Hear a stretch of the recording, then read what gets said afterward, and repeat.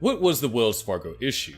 In May of 2023, the bank also reached a $1 billion settlement to resolve legal claims that it had misled investors about how well it was recovering from the crisis. The shareholders argued that Wells Fargo was hiding how much it was doing to abide by federal orders that came about as a result of its legal actions. According to US authorities, Wells Fargo's executives set up the circumstances that led to widespread fraud in the 2010s. The Federal Reserve had ordered that the bank growth be limited to about $2 trillion. Legal experts claim that the Wells Fargo cross-selling incident is a well-known illustration of the influence that US banks hold. One of the biggest and most established banks in the country is Wells Fargo. Due to a well-known scandal that is still ongoing, its reputation is in ruins today. In 2013, there were initial reports of a fraudulent conduct within Wells Fargo's sales department.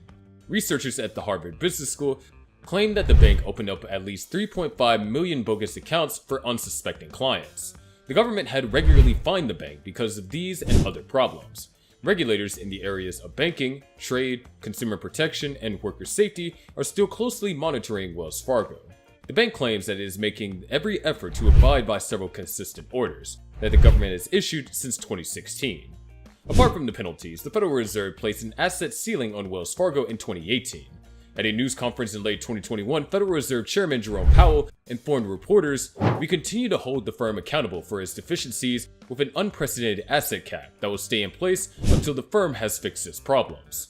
Experts stated that considering top management's track record of forcing strict corporate objectives on employees, the government has broad jurisdiction to restrict Wells Fargo.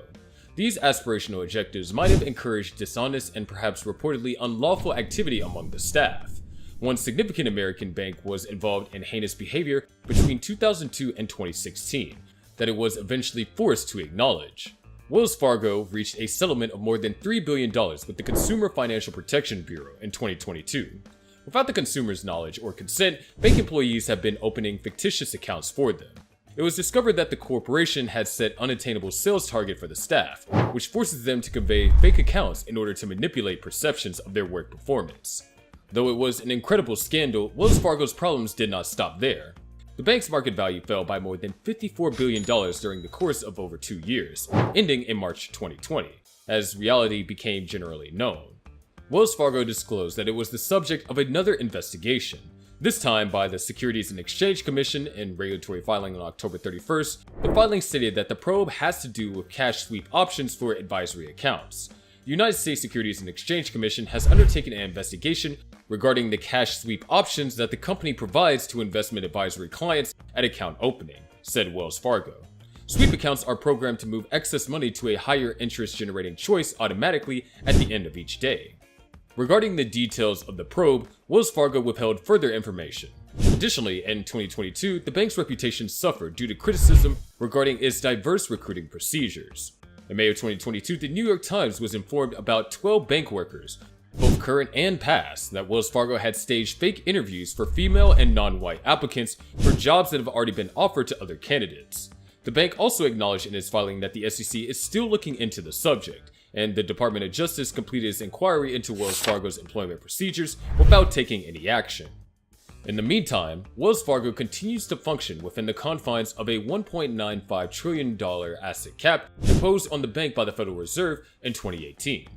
In addition to the numerous legal run-ins the corporation has experienced, Wells Fargo will pay the Securities and Exchange Commission $125 million in fines after it was discovered that workers were utilizing personal emails and texts to do business that legally required greater record keeping, officials said. A former employee and whistleblower who was wrongfully fired in 2010 for reporting possible fraud to a hotline was awarded $5.4 million by Occupational Safety and Health Administration. Wells Fargo would refute the allegations. The Navajo Nation sued Wells Fargo, alleging that the bank engaged in predatory and unlawful practices by opening accounts in the names of tribal members without their consent, particularly exploiting the elderly and non-native English speakers. Wells Fargo settled the lawsuit for $6.5 million. In what is arguably the most well-known scandal to have ever befallen the company, Wells Fargo employees were discovered opening millions of savings and checking accounts for clients without the client's consent or knowledge after being pressured by their supervisors to meet quotas and cross-sell products.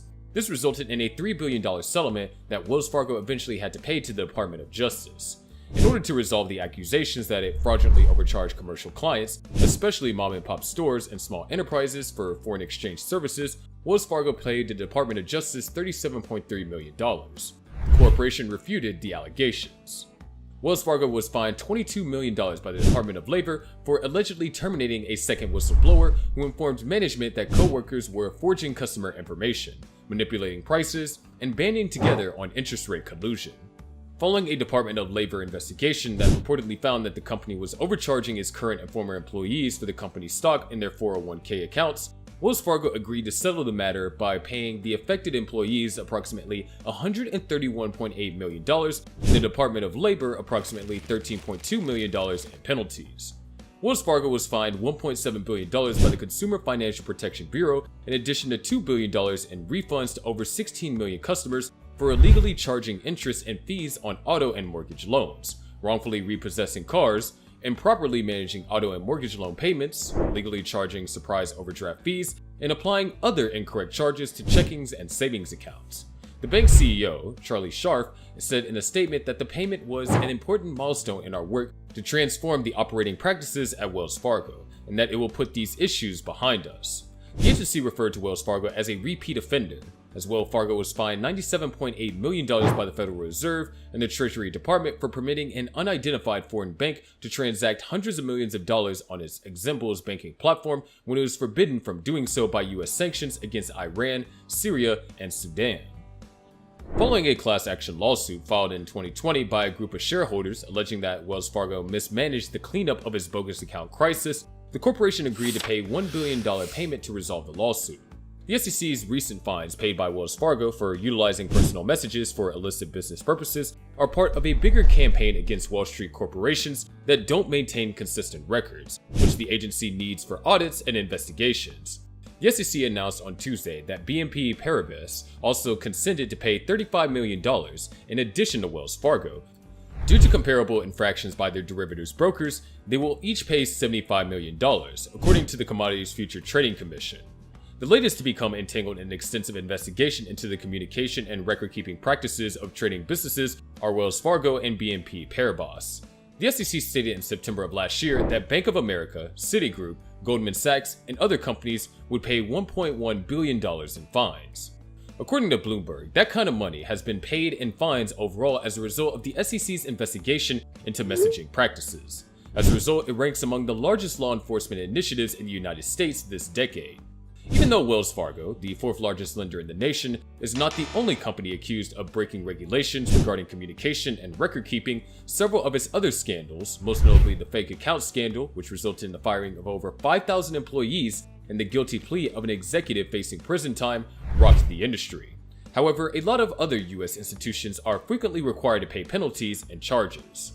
But that's all for today. If you like this video, please give it a thumbs up. Make sure to subscribe to our channel and hit the bell icon to receive notifications. Also, don't forget to express your thoughts in the comments below. Until the next video, this is goodbye.